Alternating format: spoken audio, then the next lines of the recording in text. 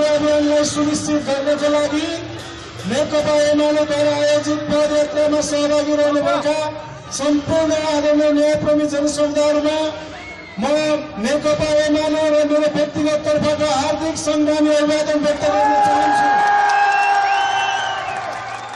आदरणीय न्यायप्रेमी जनसमुदायहरू 2062 सालको जनआन्दोलनमा नेपाललाई मूर्छित पार्ने गरी आन्दोलनको सङ्घोष गर्ने यो लोकतान्त्रिक चोटबाट आज हामी हाम्रा अमर शहीदहरूलाई सम्झिरहेका छौँ र हामीले हाम्रा शहीदहरूलाई यो कीर्तिपुरको ठाउँबाट हामीले आजको दिनमा उद्घोष गर्दैछौँ कि आदरणीय शहीदहरू, अब तिमीहरूले बोकेको सपना पूरा गर्नको लागि यो काठमाडौँको क्षेत्र नम्बर 10 का जनता चुरुक्क उठिसकेको छ। काठमाडौँको क्षेत्र नम्बर 10 का जनता कुनै जादुगरीहरूको ठाउँ बन्ने छैन र तिनीहरूको यो मतदाता बन्ने छैन। अब नेपालको स्वाभिमान र नेपालको राष्ट्रियता जोगाउनको लागि जसरी यो कीर्तिपुर र 10 नम्बर क्षेत्रका जनताले विगतका दिनमा योगदान गरेका थिए, यो मङ्सिर 4 गतेको निर्वाचन मार्फत अब नेपालको राष्ट्रियता जोगाउनका लागि 10 नम्बर क्षेत्रका जनताले आफ्नो भावना प्रकट गर्दैछ र यो देशलाई साँच्चै हामी यो नेपालको राष्ट्रियतालाई मङ्सिर 4 पछाडि थप मजबुत बनाउनेछौँ। नेपालको जनजीविकालाई योभन्दा अझ सुदृढ गर्नेछौँ।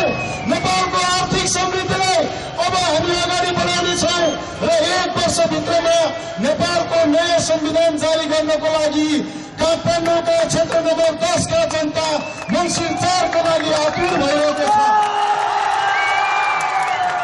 आदरणीय प्रेमी जनसमुदाय र आदरणीय पार्टीका वरिष्ठ नेता कमल माधव नेपालज्यू, हामी आजको यो सभाबाट शहीदहरूलाई सम्झँदै के उद्घोष गर्न चाहन्छौँ भने तपाईहरूले मङ्सिर 4 को प्रतीक्षा मात्र गरिराख्नु भएको छ।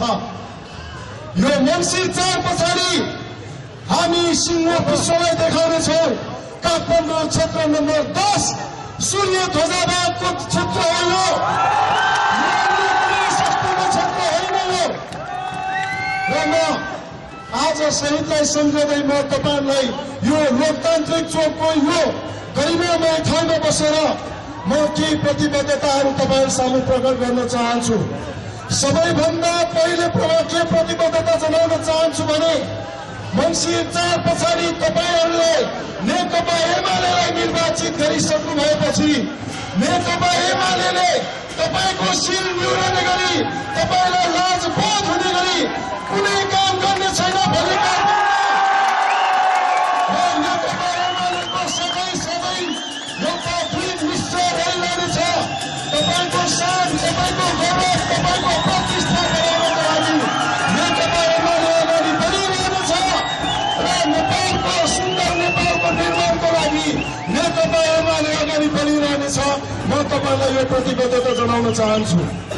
अर्को क्रममा तपाईँलाई बताउँ, हामी यो देश अब फेरि यसरी नै राजनीतिक सङ्कटको घडीबाट यो देश अगाडि बढ्ने यो देशले क्षमता गुमाइसकेको छ र हामी यहाँबाट घोषणा गर्न चाहन्छौँ मङ्सिर 4 पछाडि यो देशमा नेकपा एमालेको नेतृत्वमा 1 वर्षभित्रमा जनताले चाहना राखे बमोजिमको नयाँ संविधान बनाइसक्नेछौँ र त्यो नेकपा एमालेको नेतृत्वमा बन्नेछ र हामीले 1 वर्षभित्रमा संविधान बनाउन लागिराख्दाखेरि फेरि पनि कुनै शक्तिले संविधान बनाउनमा अवरोध खडा गर्छ, फेरि पनि कुनै शक्तिले संविधान बनाउनमा उदासीनता देखाउँछ भने हामी यसरी नै यही लोकतान्त्रिक चोकमा जम्मा हुनेछौँ र तिनीहरूका विरुद्धमा जेहाद छेडेर नयाँ नेपालको नयाँ संविधान बनाउनमा हामी अगाडि बढ्नेछौँ र 1 वर्षमा संविधान जारी गरिसकेपछि बाँकी रहने हाम्रा 4 वर्ष नेपाल निर्माणको वर्ष हुनेछ।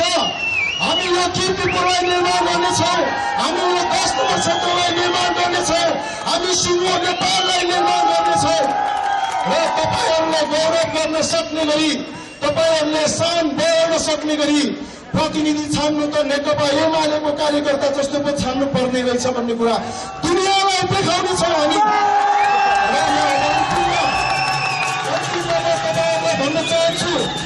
यो बीचमा कांग्रेसका केही साथीहरूले नीलो मतपत्र देखाएर भन्न थालेको छ अरे अहिले यो नीलो मतपत्र भने समानुपातिकको मतपत्र हो। त्यो भएकोले के प्रत्यक्षको मतपत्र हो, समानुपातिकको हो। रातो भनेको प्रत्यक्षको हो। तिमीहरूलाई सुरेन्द्र महानन्द निकै मन परेकै हो भने रातोमा मतदान गर्नुहोस्। अनि यो नीलोमा चाहिँ कम्तीमा यहाँकै कोही कांग्रेसको लागि भोट जाने हो त्यो भएकोले त्यसमा गर्नुहोस् भनेर जनतालाई भ्रम पारिएको छ अरे भन्ने हामीले सुन्यौं।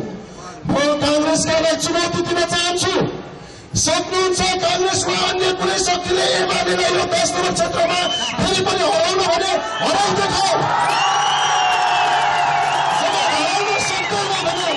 जब नेकपा एमालेको विजयलाई रोक्न सक्दैन भने खबरदार जनतालाई भ्रममा पारेर जनतालाई तेस्रो दर्जाको नागरिक बनाउने चेष्टा चाहिँ नगर। र म अन्तिममा तपाईहरुलाई के भन्न चाहन्छु भने यो दुई दिन तपाईहरुको पनि अग्नि परीक्षाको दिन हो।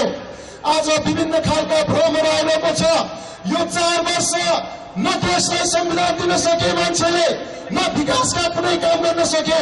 गाउँ घरमा आएर हाम्रो टोलमा आएर एक शब्द नसोध्ने मान्छेहरू आज हाम्रो गाउँ घरमा आएर सोधिरहेको छ, तिम्रो दाफा घरमा केही गरिदिनु पर्छ कि, तिम्रो गुठी घरमा केही गरिदिनु पर्छ कि, युवाहरूलाई फुटबल चाहिन्छ कि भलिबल चाहिन्छ कि भनेर चाहन्छु। हाम्रो कुनै पनि स्वाभिमान, तपाईँ हाम्रो स्वाभिमान 10 नम्बर क्षेत्रका जनताको स्वाभिमान कुनै एउटा फुटबलमा साटिने स्वाभिमान होइन, कुनै एउटा बजारमा साटिने स्वाभिमान होइन। नेकपा एमालेको जित पछाडि यो देशका सबै बाचाहरूको सम्मानका साथ हामी उहाँहरूलाई एउटा सम्मान गर्न सक्ने, गौरव गर्न सक्ने अवस्थामा पुर्याउँछौँ। यो नेकपा एमालेको आजको बाचा हो।